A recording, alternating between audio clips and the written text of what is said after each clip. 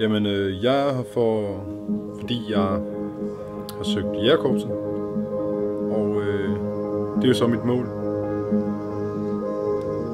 Vejen dertil med al træningen kan jeg så få her igennem Ollerup på upgrade-linjen.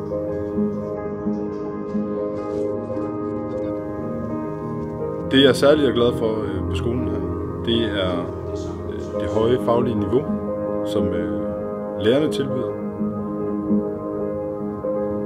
De træningsrammer, som de sætter, er virkelig optimale for mig